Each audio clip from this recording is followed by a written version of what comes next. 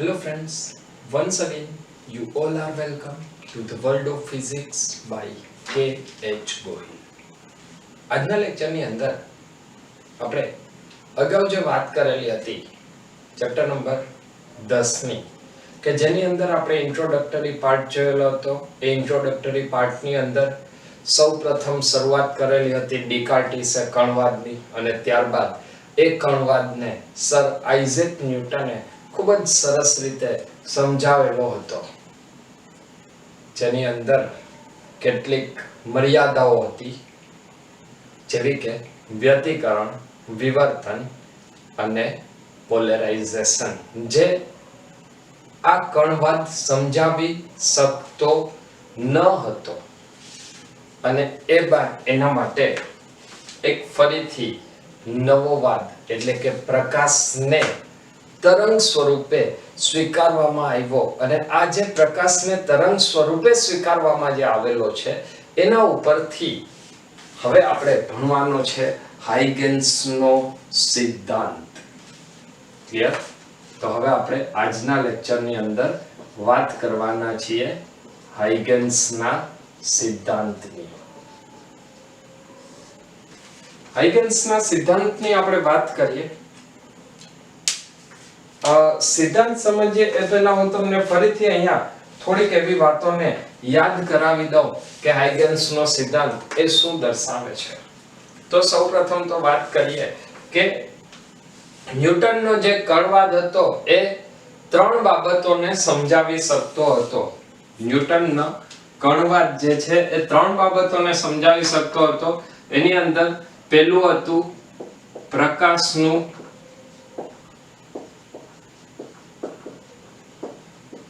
સુરેખ પથ પર પ્રસરણ. પહેલો મુદ્દો શું હતો? પ્રકાશનું સુરેખ પથ પર પ્રસરણ. ત્યારબાદ બીજો મુદ્દો આવશે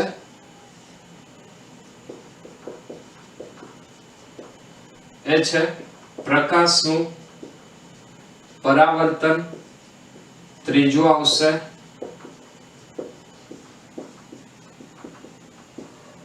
પ્રકાશનું વક્રીભવન. આ ત્રણ બાબતો ન્યૂટને પણ કણવાદની અંદર સમજાવેલી હતી, પરંતુ અહીંયા આપણે જે વાત કરવાના છીએ એની અંદર હાઇગેન્સે તરંગ પ્રકૃતિથી આ ત્રણ બાબતો તો સમજાવેલી જ છે જે ન્યૂટનના કણવાદમાં સાબિત થયેલી હતી, પરંતુ એના સિવાયની જે બે બાબતો એટલે કે વ્યતિકરણ અને વિવર્તન, આ બંને એવી ઘટનાઓ છે કે જે ઘટનાઓ માત્ર હાઇગેન્સનો સિદ્ધાંત જ સમજાવી શકે છે. જે ઘટનાઓ સમજાવવામાં ન્યૂટનનો કણવાદ નિષ્ફળ ગયેલો હતો અને પરિણામે ખૂબ જ લાંબા સમય બાદ આ હાઇગેન્સના સિદ્ધાંતને સ્વીકારવામાં આવેલો હતો. પરંતુ હજુ પણ હાઇગેન્સના સિદ્ધાંતની એક મર્યાદા છે, અને મર્યાદા એ છે કે હાઇગેન્સનો સિદ્ધાંત એ પ્રકાશનું પોલેરાઇઝેશન સમજાવી શકતું નથી. પોલેરાઇઝેશન મતલબ એને ગુજરાતીમાં કહેશું ધ્રુવીભવન. ક્લિયર છે? તો હાઇગેન્સનો સિદ્ધાંત એ પ્રકાશનું પોલેરાઇઝેશન સમજાવી શકતું નથી.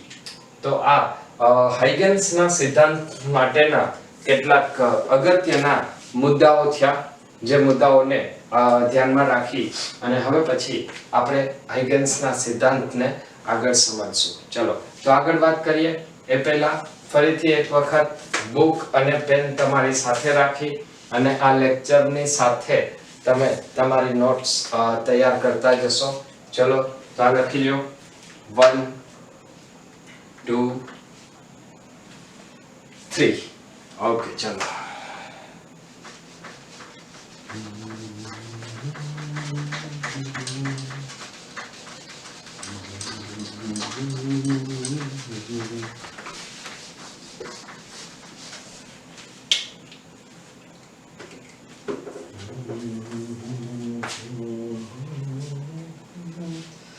હવે વાત કરીએ તરંગ અગ્રની હાઇગન્સનો સિદ્ધાંત જો તમારે સમજવો હોય તો એ સિદ્ધાંત સમજવા માટે સૌથી પહેલી જે જરૂરિયાત છે એ આવશે તરંગ અગ્ર. મતલબ તરંગ અગ્ર એ શું છે?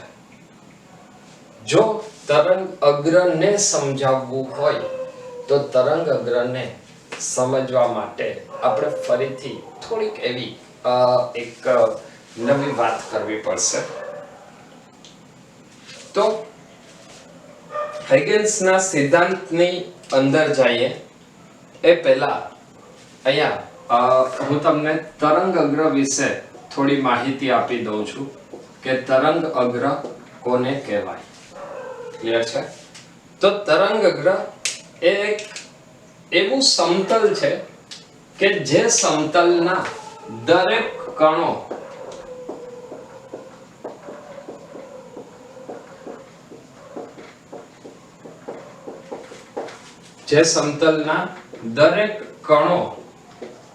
કડામાં સમાન દોલનો કરતા હોય.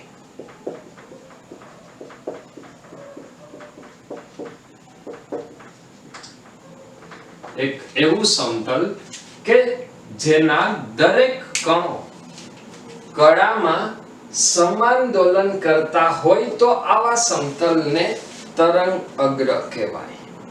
અહીંયા તરંગ અગ્રની જો આપણે વાત કરીએ તો એના માટે એક શબ્દ આવે છે કડામાં સમાન. તો કડા એટલે શું થાય આના માટે હું તમને અત્યારે માત્ર એક ખૂબ જ એવી બેઝિક વાત કરી દઉં છું કે તમે ધોરણ 11 ની અંદર એક સમીકરણ ભણેલા છો y = a sin kx + omega t અથવા omega t + kx. તો આ sin વિધેયની અંદર જે પણ પદ આવે છે એને કહેવાય એની કડા. ક્લિયર છે? હવે આ વાતને આપણે આગળ વધારીએ તો તરંગ અગ્ર ખરેખર છે શું? આ તરંગ અગ્ર કોને કહેવાય?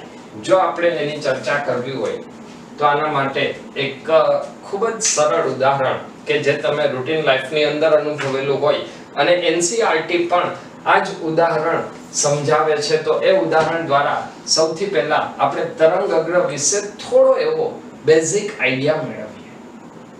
તો તરંગ અગ્ર એ શું છે? દાખલા તરીકે એક શાંત પાણી છે. શાંત પાણીની અંદર એક પથ્થર તમે ફેંકો છો. આ જે પથ્થર ફેંકો છો એ પથ્થરને કારણે પાણીની અંદર જે વમળ ઉત્પન્ન થાય છે એ વમળ કેવા હોય? તો એના માટે આપણે વાત કરીએ કે એ જે વમળો છે એ વમળો કેવા પ્રકારના હોય. થોડુંક એવું આકૃતિના સ્વરૂપમાં આપણે વાત કરીએ જેથી કરીને આ કન્સેપ્ટ તમને એકદમ સરસ રીતે ક્લિયર થાય અને ત્યારબાદ આ લેક્ચરના એન્ડમાં આપણે સરસ મજાના ક્વેશ્ચન્સ પણ હું તમને આપવાનો છું જે આપણે સોલ્વ કરશું. એક નવો જ કન્સેપ્ટ હાઇગન્સનો સિદ્ધાંત એકદમ ક્લિયર થાય એના માટેના આપણે ક્વેશ્ચન્સ પણ જોઈશું. તો અત્યારે હું વાત કરું છું પાણીની અંદર. માની લઈએ કે આ પાણી છે. તો જ્યારે અહીંયા પથ્થરને ફેંકવામાં આવે છે ત્યારે પથ્થરમાંથી એક સરખા સમયગાળામાં અલગ અલગ વમળ ઉત્પન્ન થાય છે. જે વમળનો વેગ છે એ વેગ દરેક દિશામાં સમાન હોય છે. મતલબ એની અંદરથી જે કણો ઉત્પન્ન થાય છે એ કણો જે આગળ વધે છે એ કણો એક સાથે જ શૃંગ અને એક સાથે જ ગર્ત બનાવે છે અથવા તો આ આખું જે વમળ છે એ એક સાથે જ માધ્યમમાં આગળ સમાન વેગથી પ્રસરે છે. મતલબ દરેક દિશામાં એનો વેગ કેવો છે? સમાન. અને પરિણામે આ જે વમળનો આકાર છે એ આકાર કેવો થાય? વર્તુળાકાર. ક્લિયર? અહીંયા તમે એક વાત એ પણ ઓબ્ઝર્વ કરેલી હશે કે આ જે આખો ગોળ ભાગ બને છે એ આખા ગોળ ભાગમાં પાણીના અણુઓ બધા જ એક સાથે ઉપર આવેલા હોય છે. મતલબ આ દરેક કણોની કળા કેવી થાય? સમાન થાય. દરેક કણોની કળા સમાન થશે. આનો મતલબ કે અહીંયા જો આપણે બિંદુવત ઉદ્ગમ લઈએ, આ ઉદ્ગમ કેવું છે? બિંદુવત ઉદ્ગમ.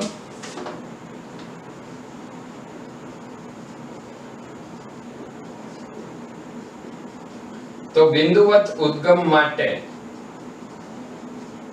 તરંગઅગ્ર અહીંયા આપણને પાણી માટે કેવું મળેલું છે? વર્તુળાકાર. આ કેની વાત છે? ખાસ એક સ્પેશિયલ કિસ્સો છે પાણી માટે, માત્ર સમજવા માટે. ચલો, ક્લિયર છે?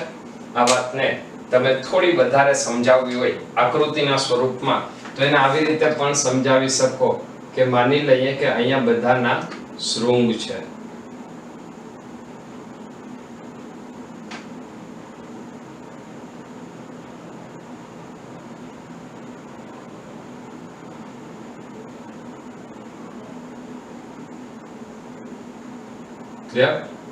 ત્યાર પછી એ જ્યારે માધ્યમમાં આગળ વધે છે તો ત્યાં ફરી પાછું શું આવશે? શૃંગ આવશે.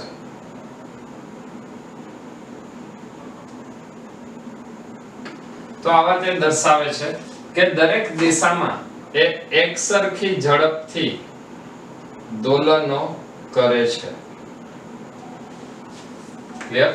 તો આજે આપણે વાત કરી કે દરેક જગ્યાએ શૃંગ છે અથવા દરેક જગ્યાએ સમાન અંતરે ગર્ત આવેલું હોય, મતલબ એ એની કળા સમાન છે તેવું દર્શાવે છે. ચલો, ક્લિયર છે? હવે આ જ વાતને આપણે થોડી આગળ વધારીએ. તો અહીંયા જે તરંગ અગ્ર બને છે એ તરંગ અગ્ર કેનાથી બન્યું? તરંગોના ગતિને કારણે. દાખલા તરીકે અહીંયા હું આ વાતને થોડી વધારે સ્પષ્ટ કરું તો હવે હું અલગ અલગ પ્રકાર લઈ લઉં છું. એની અંદર પહેલું ઉદાહરણ હું લઉં છું બિંદુવત ઉદ્ગમ. બિંદુવત ઉદ્ગમ, દાખલા તરીકે બલ્બ. જો તમે બલ્બને એક બિંદુવત ઉદ્ગમ તરીકે વિચારો તો આ બલ્બમાંથી જે તરંગઅગ્ર ઉત્પન્ન થશે એ તરંગઅગ્ર કેવા આકારના હોય? તો આ જે બલ્બમાંથી તરંગઅગ્ર ઉત્પન્ન થાય એ તરંગઅગ્ર ત્રિપરિમાણમાં આગળ વધવાના છે. મતલબ એ તરંગઅગ્રનો આકાર. અચ્છા, અહીંયા ઉદ્ગમ કેવું છે? બિંદુવત. અને જે તરંગઅગ્ર છે એ તરંગઅગ્ર કેવા આકારનું મળશે? ગોળાકાર મળશે. ક્લિયર છે? અહીંયા મેં લખેલું છે વર્તુળાકાર. વર્તુળાકાર એ દ્વિપરિમાણમાં હોય જ્યારે ગોળાકાર ત્રિપરિમાણમાં હોય. ચલો, ક્લિયર આટલું? તો આટલી વાત એકદમ ક્લિયર હોવી જોઈએ. ત્યારબાદ બીજું જે છે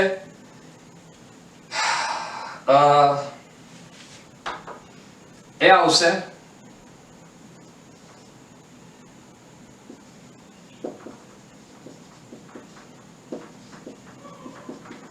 બિંદુવત ઉદ્ગમ અનંત અંતરે. બિંદુવત ઉદ્ગમ માટે ક્યાં વાત કરવાની છે? અનંત અંતરે. તો બિંદુવત ઉદ્ગમ માટે જ્યારે અનંત અંતરે વાત કરવામાં આવે ત્યારે એનું તરંગઅગ્ર એ કેવા આકારનું થાય? સમતલ આકારનું થશે. કેવી રીતે સમતલ થાય? ચલો આપણે એની એક વાત કરીએ. દાખલા તરીકે અહીંયા આ એક બલ્બ છે. આ બલ્બમાંથી તરંગઅગ્ર ઉત્પન્ન થાય છે. આ તરંગઅગ્ર અનંત અંતર સુધી જવાના છે. જેમ જેમ આપણે દૂરનું અંતર લેતા જઈએ તો એ દૂરના અંતર માટે આ તરંગઅગ્રનો ખૂબ જ નાનો ભાગ એ સપાટી ઉપર આવશે અને એ દૂરના અંતર માટે આ તરંગઅગ્ર કેવું બનશે? સમતલ તરંગઅગ્ર. ક્લિયર છે? તો જો તમને સ્પેસિફાઈ કરેલું હોય તો ત્યાં તરંગઅગ્ર કેવું લખવાનું? સમતલ તરંગઅગ્ર. ત્યારબાદ બીજું એક જોઈએ કે જો અનંત અંતરે વાત કરવામાં આવે અથવા ત્રીજો આનો મુદ્દો લઈએ કે પ્રકાશના કિરણો છે એ એકબીજાને જો સમાંતર હોય, પ્રકાશના કિરણો કેવા હોવા જોઈએ? એકબીજાને સમાંતર. જો પ્રકાશના કિરણો એકબીજાને સમાંતર હોય તો આ સ્થિતિમાં તમને જે તરંગઅગ્ર મળશે એ તરંગઅગ્ર એ સમતલ તરંગઅગ્ર મળશે. પ્રકાશના કિરણો એકબીજાને સમાંતર તો એ તરંગઅગ્રનો આકાર કેવો હશે? એ આકાર આવશે સમતલ તરંગઅગ્ર. ચલો, ક્લિયર છે અહીંયા સુધીનું? એકદમ ક્લિયર હોવું જોઈએ. તો આપણે પછી આગળ વધીએ. તો અહીંયા તરંગઅગ્ર કેવું મળશે?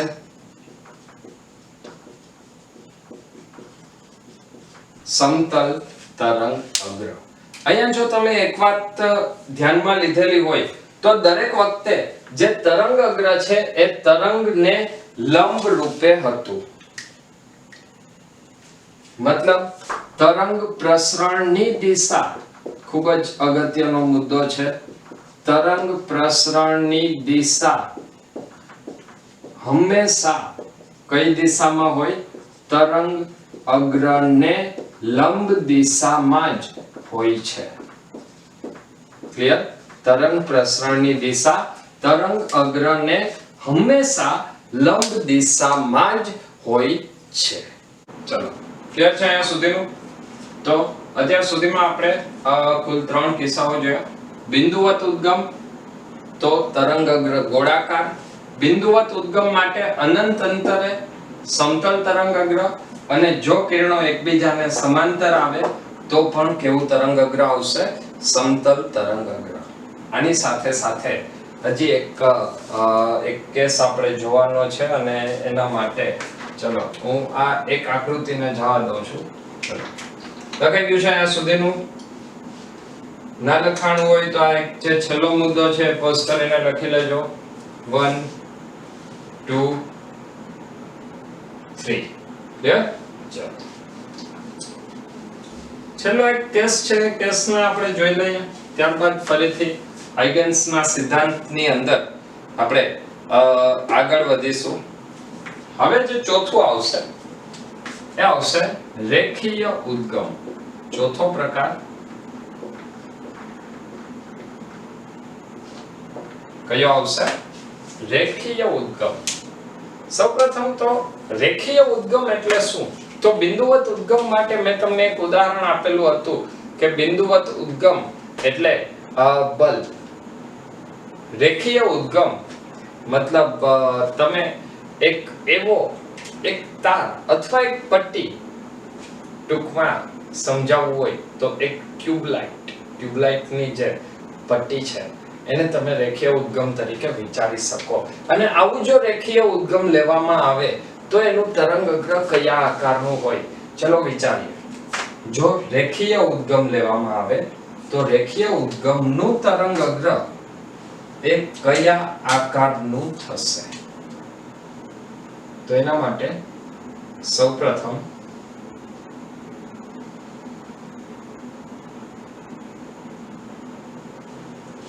અહીંયા હું એક રેખીય ઉદ્ગમ લઉં છું. તો આ જે રેખીય ઉદ્ગમ છે એ રેખીય ઉદ્ગમમાંથી જે તરંગઅગ્ર બનશે એ તરંગઅગ્ર આપણને ખ્યાલ છે કે દરેક તરંગઅગ્ર દરેક બાજુએ એક સરખા વેગથી ગતિ કરે છે. મતલબ અહીંયા જે તરંગઅગ્ર બનશે એ તરંગઅગ્ર બધી જ બાજુ એક સમાન વેગથી ગતિ કરે છે.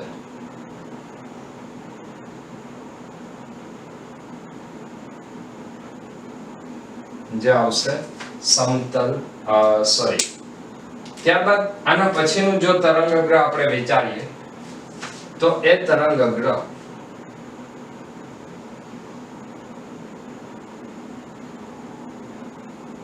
કંઈક આવા આકારનું મળશે.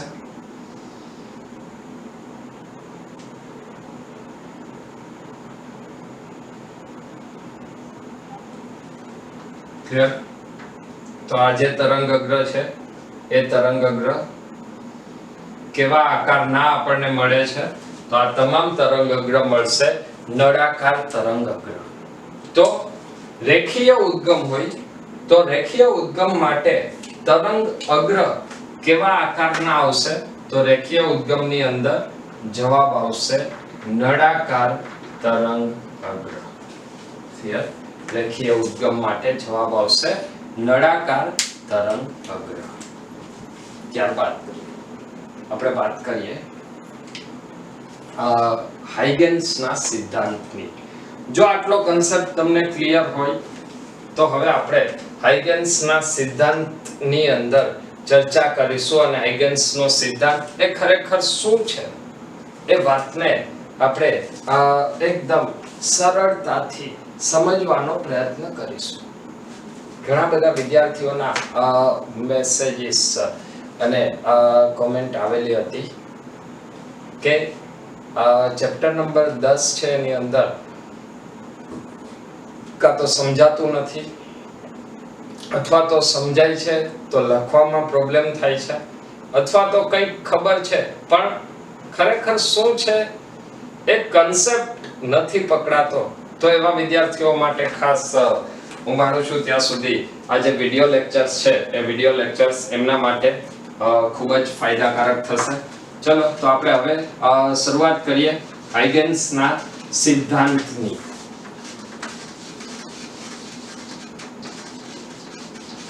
તરંગ અગ્ર બાદ હવે પછીનો જે નેક્સ્ટ ટોપિક આવશે એ આવશે હાઇગેન્સનો સિદ્ધાંત. ચલો તો હવે આપણે જોશું હાઇગેન્સનો સિદ્ધાંત શું છે.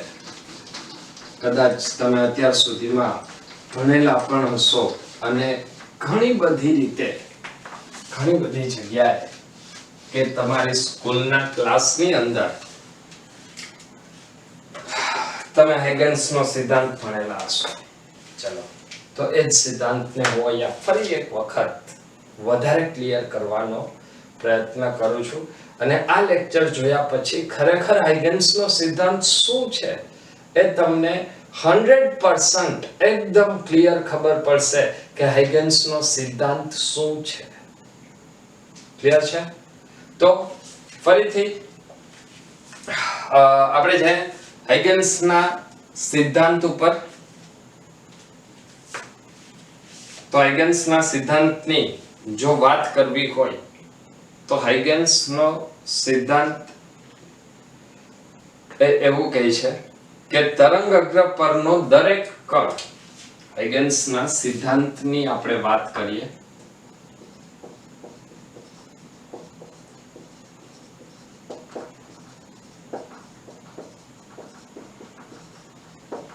તરંગ અગ્ર પરનો દરેક કણ એ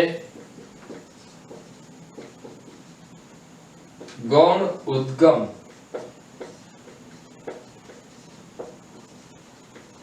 તરીકે વર્તે છે. તરંગ અગ્ર પરનો દરેક કણ એક ગૌણ ઉદ્ગમ તરીકે વર્તે છે, મતલબ એ ગૌણ તરંગો ઉત્સર્જન કરે છે અને આ ગૌણ તરંગો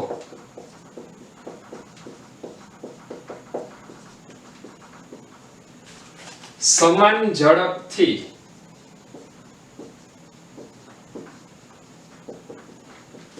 બધી જ દિશામાં પ્રસરે છે.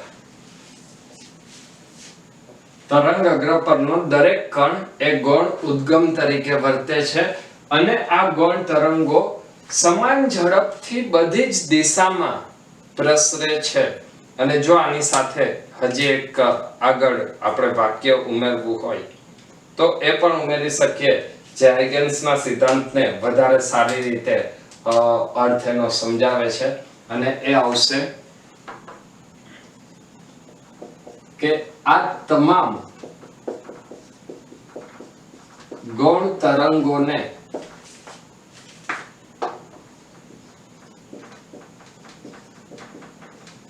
પરિસ્પર્શતું નવું સમતલ એ નવા તરંગ અગ્રની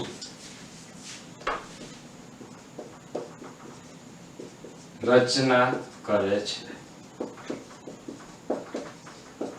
નવા તરંગ અગ્રની રચના કરે છે.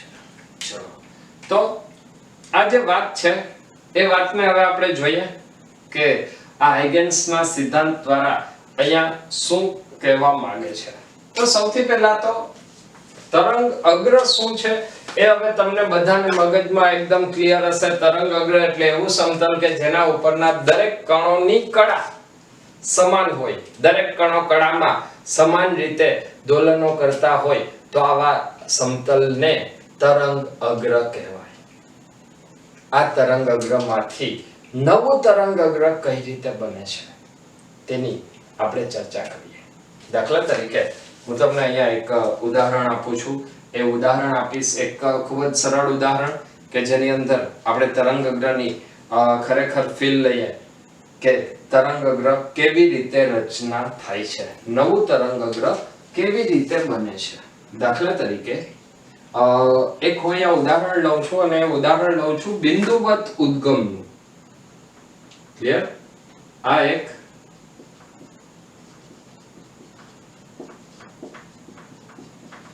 બિંદુવત ઉદ્ગમ છે. આ બિંદુવત ઉદ્ગમમાંથી કોઈ એક સમયે એક તરંગ અગ્ર છે. એ તરંગ અગ્ર કંઈક આટલા અંતરે છે. મતલબ આ તરંગ અગ્ર હકીકતમાં કેવું હશે, આખું ત્રિપરિમાણમાં વાત કરીએ તો એ તરંગ અગ્ર ગોળાકાર તરંગ અગ્ર હશે. આ જે તરંગ અગ્ર છે એના ઉપરના દરેક કણો, હવે સમજો હાઇગન્સનો સિદ્ધાંત ખરેખર શું કહે છે. તો દરેક કણો, મતલબ માની લે કે આ તરંગ અગ્ર ઉપરનો હું એક કણ લઉં તો એ કણ ગૌણ ઉદ્ગમ તરીકે વર્તે. આ કણમાંથી પણ જેમ અહીંયાથી તરંગો ઉત્પન્ન થતા હતા એવી જ રીતે અહીંયાથી પણ તરંગો ઉત્સર્જિત થાય છે. અને આ હાઇગન્સનો સિદ્ધાંત છે કે તરંગ અગ્ર પરના દરેક કણો, જેટલા પણ કણોનું તમે તરંગ અગ્ર વિચારો છો એ દરેકે દરેક કણ ગૌણ ઉદ્ગમ તરીકે વર્તે. મતલબ એમાંથી ફરી પાછા નવા તરંગ અગ્ર ઉત્પન્ન થાય. આ તરંગ અગ્ર જે ઉત્પન્ન થાય છે એ તરંગ અગ્ર સમાન ઝડપથી બધી જ દિશામાં પ્રસરે છે. આનો મતલબ કે જો આ ઝડપ છે, તરંગ અગ્રની ઝડપને જો હું v વડે દર્શાવું અને t સમય બાદની વાત કરીએ તો t સમયમાં એને કાપેલું અંતર કેટલું થાય? v * t જેટલું. મતલબ અહીંયાથી આપણને જે નવું તરંગ અગ્ર મળશે એ નવું તરંગ અગ્ર કેટલા અંતરે મળે? v * t જેટલા અંતરે. મતલબ કે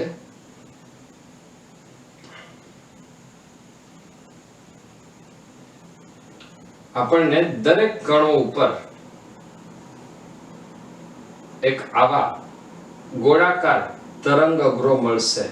જે તરંગ અગ્રો દરેક બિંદુમાંથી દરેક કણ આવા તરંગ અગ્રોનું ઉત્સર્જન કરે છે. અને આ જે ઉત્સર્જિત તરંગ અગ્રો છે એ તરંગ અગ્રને કેવા તરંગ અગ્રો કહેવાય? ગૌણ તરંગ અગ્ર. ચલો, ક્લિયર છે અહીંયા સુધીનું? પહેલા આ વાત એકદમ ખબર હોવી જોઈએ. જો તમને આટલું ખબર હોય તો હવે આગળ ઉપર આપણે હાઇગન્સના સિદ્ધાંતને સમજાવી શકશું. સૌથી પહેલું સ્ટેટમેન્ટ શું છે? તરંગ અગ્ર પરનો દરેક કણ ગૌણ ઉદ્ગમ તરીકે વર્તે છે. મતલબ આ જે તરંગ અગ્ર છે એના ઉપર જેટલા પણ કણો તમે વિચારશો એ દરેક કણમાંથી એક તરંગ અગ્ર ઉત્પન્ન થાય છે. એ તરંગ અગ્ર કેવી રીતે સમાન ઝડપથી ગતિ કરે છે? આનો મતલબ કે જો આ અંતર vt જેટલું લઈએ તો આ અંતર પણ vt જેટલું હોય, આ તરંગ અગ્રનું અંતર પણ vt જેટલું હોય, આ તરંગ અગ્રનું અંતર પણ vt જેટલું હોય. કોઈ પણ તરંગ અગ્ર લ્યો તો એ તરંગ અગ્ર કેટલું અંતર કાપે છે? vt જેટલું અંતર કાપી અને આગળ પ્રસરે છે. હવે શું કરવાનું છે? તો આ તમામ ગૌણ તરંગોને પરિસ્પર્શતું નવું સમતલ, મતલબ આજે આપણને સમતલ મળે તમામ તરંગ અગ્રને પરિસ્પર્શતું નવું સમતલ એ નવા તરંગ અગ્રની રચના કરે છે જે મૂળ તરંગ અગ્રના આકારનું જ હોય છે. ફરીથી રિપીટ કરું છું. આ જે મૂળ તરંગ અગ્ર હતું એ તરંગ અગ્ર ઉપરના દરેક કણો શું કરે છે? પોતાનામાંથી પોતે ગૌણ ઉદ્ગમ તરીકે વર્તે છે. મતલબ હવે આ કણ બધા બિંદુવત ઉદ્ગમ જેવું કાર્ય કરશે ને બિંદુવત ઉદ્ગમ માંથી કેવા તરંગો ઉત્પન્ન થાય, કેવા તરંગ અગ્ર ઉત્પન્ન થાય? ગોળાકાર તરંગ અગ્ર. એ ગોળાકાર તરંગ અગ્ર કેવી રીતે ગતિ કરે છે? સમાન ઝડપથી બધી જ દિશામાં.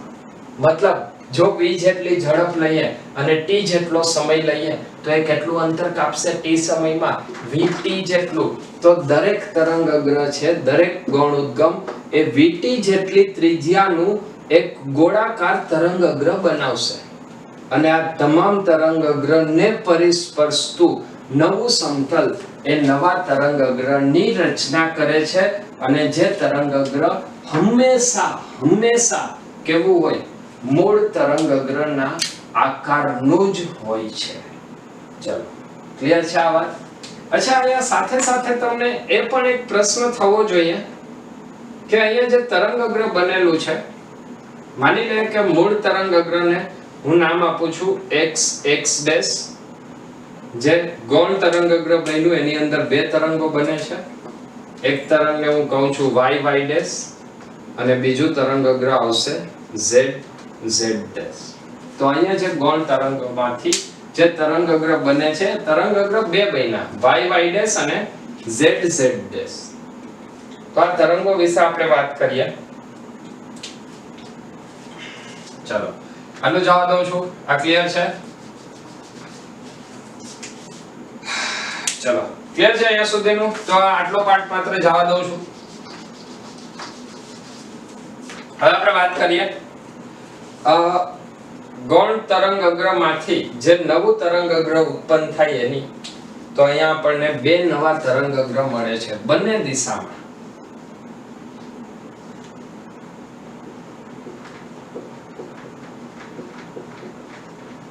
જે નવું તરંગ અગ્ર છે એ તરંગ પ્રસરણની દિશામાં પણ મળે છે અને તરંગ પ્રસરણની વિરુદ્ધ દિશામાં પણ મળે છે. આગળ કયું મળ્યું? તો આગળ મળ્યું એ છે y y' અને પાછળ કયું મળ્યું? z z'. પરંતુ જો તમે પ્રેક્ટિકલી વિચારશો, દાખલા તરીકે તમે પાણીની અંદર એક પથ્થર ફેંકો છો અને આ પથ્થર ફેંકીને એમાં જે વમળો ઉત્પન્ન થાય છે એ વમળનો તમે વિચાર કરો તો એ વમળ તમને પથ્થરથી દૂર તરફ જતા હોય એવો આભાસ થાય છે. મતલબ ત્યાં આપણને એવું નથી લાગતું, એવું નથી દેખાતું કે આ જે પથ્થરો છે એ પથ્થરથી જે વમળ ઉત્પન્ન થાય છે એ વમળ પથ્થર તરફ આવતો. મતલબ આ જે પાછળની દિશાનું જે તરંગ અગ્ર છે એ આપણને અનુભવાતું નથી. અને આનો અર્થ એવો થાય કે આ પાછળની દિશામાં એ તરંગ અગ્રની તીવ્રતા કેટલી છે? 0 છે. અને આગળની દિશામાં તરંગ અગ્રની તીવ્રતા કેવી છે? મહત્તમ છે. આ વાત સમજાવવા માટે કિર્ચોફ અને વોલ્ટ નામના વૈજ્ઞાનિકોએ, કોણ છે વૈજ્ઞાનિકો? કિર્ચોફ અને વોલ્ટ.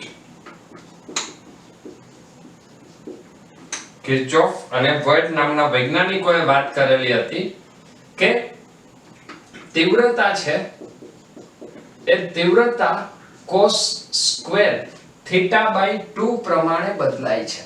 તીવ્રતા કેના પ્રમાણે બદલાય છે? cos square θ/2. તો જો આગળની વાત કરીએ તો આગળ તીવ્રતા આવશે cos સ્ક્વેર 0/2. મતલબ cos 0 ની કિંમત થાય 1 એટલે તીવ્રતા મહત્તમ મળી. અને પાછળ તીવ્રતા આવશે cos સ્ક્વેર. તો પાછળની દિશામાં ખૂણો કેટલો? 180/2 એટલે એ આવશે cos 90. અને cos 90 ની કિંમત કેટલી થાય છે? 0. જે દર્શાવે છે કે પાછળના ભાગમાં જે તરંગ અગ્ર રચાય છે એ તરંગ અગ્રની તીવ્રતા કેવી છે? એ તીવ્રતા છે 0. ચલો, ક્લિયર છે અહીંયા સુધીનું? તો અત્યાર સુધીમાં તમને એ વાત ફીલ થઈ હશે કે જે હાઇગન્સનો સિદ્ધાંત છે એ હાઇગન્સનો સિદ્ધાંત કેવી રીતે અસ્તિત્વમાં આવેલો છે, એ તરંગગ્રહ શું છે, ગૌણ તરંગગ્રહ શું છે, નવું તરંગગ્રહ કેવી રીતે બન્યું, શા માટે બન્યું, શા માટે નવા તરંગગ્રહનો આકાર એ મૂળ તરંગગ્રહના આકાર જેવો છે.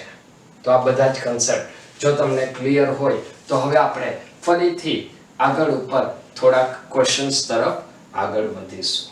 ચલો, લખાઈ ગયું છે 1 2 3. ઓકે, ચલો. તો હવે ક્વેશ્ચન જોઈએ, કેટલાક સરસ મજાના ક્વેશ્ચન, અને ત્યારબાદ હાઇગન્સના સિદ્ધાંતના લેક્ચરની આપણે પૂર્ણાહુતિ કરીશું. ક્લિયર?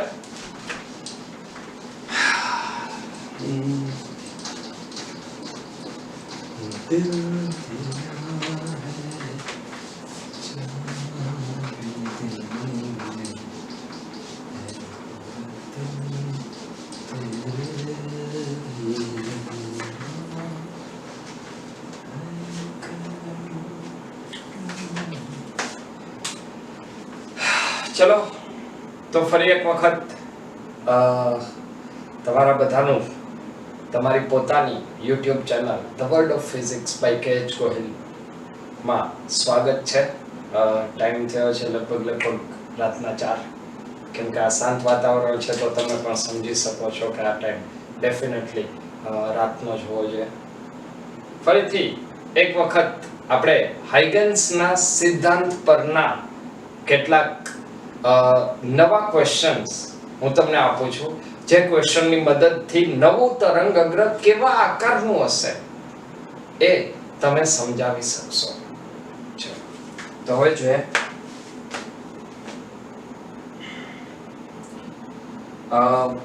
પરાવર્તન કે વક્રીભવન પહેલા અને પછીના તરંગગ્રહ આપો. પરાવર્તન કે વક્રીભવન પહેલા અને પરાવર્તન કે વક્રીભવન પછી તરંગગ્રહ દોરો. આપણે એવા તરંગગ્રહ દર્શાવવાના છે કે પરાવર્તન થાય અથવા વક્રીભવન થાય. મતલબ જો સમતલ જો અરીસો હશે તો અરીસાની અંદર અરીસાની અંદર પરાવર્તન આવશે, અને જો લેન્સ હશે તો લેન્સની અંદર વક્રીભવન આવશે. આ તરંગગ્રહ કેવા આકારના છે એ આપણે બતાવવાનું છે, અને એના માટે હું અહીંયા સૌથી પહેલા શરૂઆત કરીશ સમતલ અરીસાથી.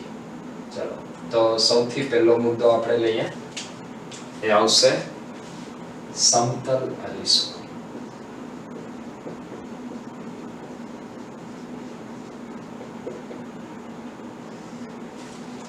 સમતલ અરીસો, અને આ આપણે જેટલા પણ કેસ લઈએ છીએ એની અંદર બધામાં વસ્તુને ક્યાં મૂકેલી વિચારશું? અનંત અંતરે. વસ્તુને ક્યાં મૂકેલી વિચારવાની છે? અનંત અંતરે. તો સમતલ અરીસા માટે વાત કરીએ. દાખલા તરીકે આ સમતલ અરીસો છે, તો વસ્તુ જે છે એ અનંત અંતરે છે, મતલબ જે પ્રકાશના કિરણો આવશે એ અરીસાને લંબ રૂપે આવવાના છે. તો જે આપાત તરંગગ્રહ છે એ આપાત તરંગગ્રહ કેવું હશે? સમતલ. શા માટે સમતલ હશે? કારણ કે વસ્તુ અનંત અંતરે છે. યાદ કરો, વસ્તુ અનંત અંતરે તો સમતલ, વસ્તુ અનંત અંતરે તો તરંગગ્રહ હંમેશા સમતલ હોય. તો અહીંયા જે આપાત તરંગગ્રહ છે એ કેવા છે? સમતલ તરંગગ્રહ. અને જ્યારે એનું પરાવર્તન થાય છે તો એ પરાવર્તિત તરંગગ્રહ પણ કેવા પ્રકારના મળશે? સમતલ તરંગગ્રહ મળશે. ક્લિયર છે આ બધાને? આપાત તરંગગ્રહ અને પરાવર્તિત તરંગગ્રહ બંને કેવા પ્રકારના છે? સમતલ પ્રકારના તરંગગ્રહ છે. આ પરાવર્તિત કિરણની દિશા થશે. આ જે રેડ કલર છે એ આપાત તરંગઅગ્ર છે અને બ્લુ કલર એ પરાવર્તિત તરંગઅગ્ર છે. બંનેનો આકાર અહીંયા કેવો આવશે? સમતલ આવશે. ચલો ક્લિયર છે.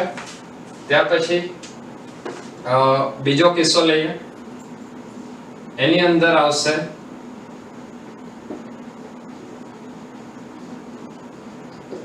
અંતર્ગોળ અરીસો. ચલો વાત કરીએ અંતર્ગોળ અરીસા માટે.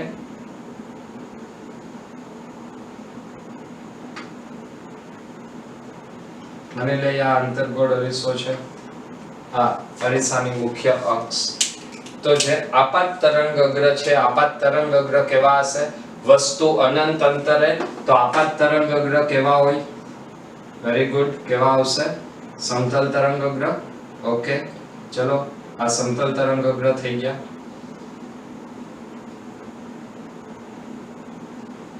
હજી આપણે અહીંયા આગળ વાત કરીએ. આપાત તરંગઅગ્ર એ સમતલ તરંગઅગ્ર હતા. હવે આમાંથી જે પરાવર્તિત તરંગઅગ્ર આવશે એ તરંગઅગ્ર કેવા હશે? તો પરાવર્તિત જે તરંગઅગ્ર છે એ તરંગઅગ્ર કેવા પ્રકારના હોય? ગોળાકાર તરંગઅગ્રો હશે. ક્લિયર છે આ વાત? શા માટે ગોળાકાર હશે? કારણ કે આ બધા તરંગઅગ્રો ક્યાં ભેગા થાય છે? બિંદુવત ઉદ્ગમ ઉપર. તો આપાત કેવા? સમતલ. અને પરાવર્તિત કેવા? ગોળાકાર. ક્લિયર છે? અંતર્ગોળ અરીસા માટે આપાત તરંગઅગ્ર સમતલ અને પરાવર્તિત તરંગઅગ્ર ગોળાકાર. અને કઈ જગ્યાએ ભેગા થાય છે? કેન્દ્ર લંબાઈ ઉપર, મુખ્ય કેન્દ્ર ઉપર, એટલે કે f અંતરે ભેગા થાય છે. ત્યાર પછી વાત કરીએ ત્રીજો કિસ્સો. એ આવશે બહિર્ગોળ અરીસો. ફરીથી બહિર્ગોળ અરીસા માટે જો આપણે વાત કરીએ તો સૌપ્રથમ તો વસ્તુ ક્યાં છે? અનંત અંતરે. જો વસ્તુ અનંત અંતરે હોય તો આપાત તરંગઅગ્ર કેવા થશે? જો વસ્તુ અનંત અંતરે હોય તો આપાત તરંગઅગ્ર કેવા થાય? ચલો કેવા આવશે? સમતલ. તો આ થઈ ગયા આપાત તરંગઅગ્ર. આમાંથી જે પરાવર્તિત તરંગઅગ્ર છે એ પરાવર્તિત તરંગઅગ્ર એ કેવી રીતે જાય છે? એકબીજાથી દૂર તરફ. આ એકબીજાથી દૂર તરફ એવી રીતે જશે જાણે કે તે કોઈ એક બિંદુવત ઉદ્ગમ ક્યાં રાખેલું? f ઉપર રાખેલા બિંદુવત ઉદ્ગમમાંથી ઉત્પન્ન થતા હોય. મતલબ આ બધા તરંગઅગ્રો એ દૂર તરફ જાય છે અને આ બધા તરંગઅગ્રો કેન્દ્રિત થાય છે. ક્લિયર? આ વાત થઈ અરીસા માટેની. ત્યારબાદ હવે વાત કરીએ લેન્સ માટે. તો ચોથું આપણે લખશું એ આવશે અંતર્ગોળ લેન્સ. ચલો તો અંતર્ગોળ લેન્સ માટે આઈ થિંક હવે તમે પણ ટ્રાય કરી શકશો કે અંતર્ગોળ લેન્સ માટે તરંગઅગ્ર કેવા પ્રકારનું હોય. ચલો આ લેક્ચરને અત્યારે જ પોઝ કરી અને ટ્રાય કરો ઝડપથી. એક અંતર્ગોળ લેન્સ. બીજું એક તમારે ટ્રાય કરવાની છે એ આવશે બહિર્ગોળ લેન્સ.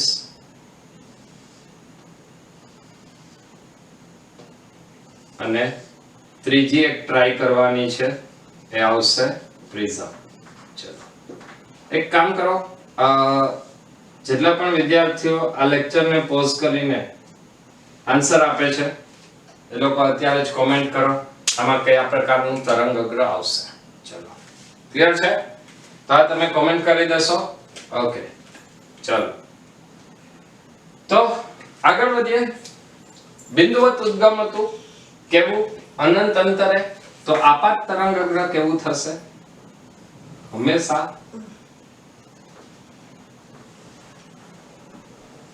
આપાત તરંગઅગ્ર એ કેવું આવશે? તો આપાત તરંગઅગ્ર હશે સમતલ તરંગઅગ્ર. ક્લિયર છે આ વાત બધાને? બિંદુવત ઉદ્ગમ અથવા અનંત અંતરે વસ્તુ તો તરંગ અગ્ર હંમેશા સમતલ તરંગ અગ્ર હોય. એ જ્યારે અંતર્ગોળ ઉપર આવશે તો અંતર્ગોળ ઉપર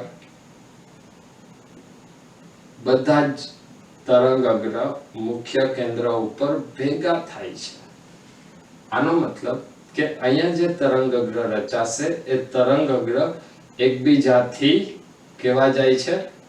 દૂર તરફ જાય છે. ક્લિયર છે? કેના માટે? અંતર્ગોળ લેન્સ માટે. ત્યારબાદ બહિર્ગોળ લેન્સ માટે જો આપણે વાત કરીએ તો બહિર્ગોળ લેન્સ માટે જે આપાત તરંગ અગ્ર છે એ કેવા આવશે?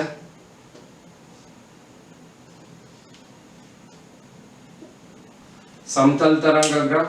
અને આના માટે જે વક્રીભૂત તરંગ અગ્ર આવશે એ વક્રીભૂત તરંગ અગ્ર એ કોઈ એક બિંદુએ કેન્દ્રિત થાય છે. કેન્દ્રિત થાય છે મતલબ એક બિંદુએ ભેગા થાય છે. ત્યારબાદ જો પ્રિઝમની વાત કરીએ તો પ્રિઝમ માટે થોડું તમે વિચારો. ચલો, પ્રિઝમની અંદર સ્થિતિ શું હશે? તો જે તરંગ અગ્ર આપાત થાય છે એ ક્યાંથી આપાત થાય છે? અનંત અંતરેથી. જો અનંત અંતરેથી આપાત થતા હોય તો આ તરંગ અગ્ર કેવા હશે? સમતલ તરંગ અગ્ર. અને એ પ્રિઝમમાં પસાર થઈ મતલબ વક્રીભવન પામી અને જે નિર્ગમન પામે છે એ નિર્ગમન તરંગ અગ્રનો આકાર પણ જો તમે લેશો તો એ નિર્ગમન તરંગ અગ્ર પણ કેવા આકારના હોય છે? સમતલ તરંગ અગ્ર હોય છે. તો આ વાત થઈ વક્રીભવન કે પરાવર્તન પહેલા અને વક્રીભવન કે પરાવર્તન બાદ દરેકના તરંગ અગ્ર કેવા પ્રકારના હોય છે. હવે પછી નેક્સ્ટ લેક્ચરની અંદર આપણે હાઇગન્સના સિદ્ધાંતની મદદથી બે ખૂબ જ અગત્યના પરિણામો મેળવવાના છીએ. એ આવશે હાઇગન્સના સિદ્ધાંતની મદદથી તરંગોનું પરાવર્તન અને તરંગોનું વક્રીભવન, કે જે પરિણામો એ ખરેખર શું સાબિતી આપે છે, ખરેખર હાઇગન્સનો સિદ્ધાંત શું છે એ તમને સમજાવશે. તો ખૂબ જ ઝડપથી નેક્સ્ટ લેક્ચરની અંદર મળીએ છીએ. ત્યાં સુધી બધા મહેનત કરતા રહો. Wish you all the best.